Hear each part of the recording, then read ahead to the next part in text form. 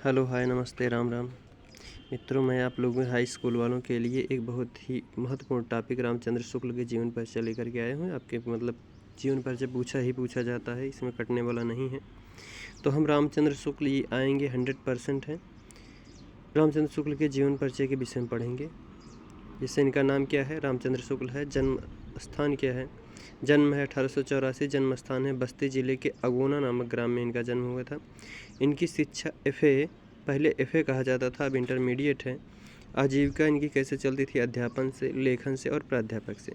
इनका मृत्यु यहीं पे लिखना है, 1941 ईस्वी में हुआ था। आप लोग यहाँ चाहे ऊपर लिख लीजिएगा, चाहे जहाँ जीवन परिचय लिखते हैं इसे बगल में, ये बहुत इंपॉर्टेंट है, इसको लिखना ही लिखना है आप लोगों को।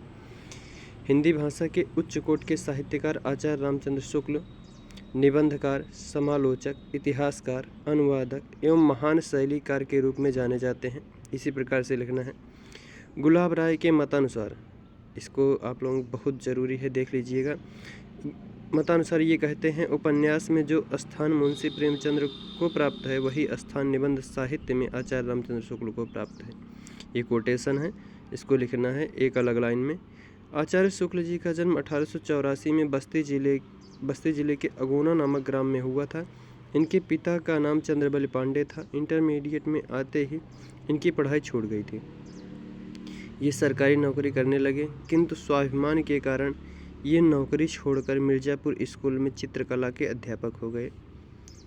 हिंदी, अंग्रेजी, संस्कृत, बांग्ला, उर्दू, फारसी आदि पर इनका एक रूप से अधिकार था, यानी कि एक अधिकार था। काशी नागरी प्रचारणी सभा से जुड़कर इन्होंने शब्द सागर के सहायक संपादक का कार्यभार संभाला।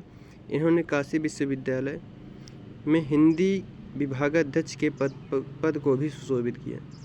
जीवन के अंतिम समय तक साहित्य साधना करने वाले शुक्ल जी का निधन 1941 ईस्वी में हो गया, सन 1941 में हो गया।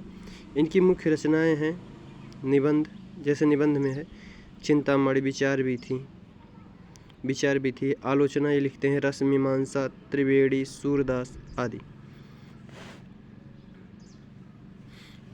फिर इसके बाद इनका एक साहित्य इतिहास आ जाता है, हिंदी साहित्य का इतिहास 1929, बहुत इम्पोर्टेंट है।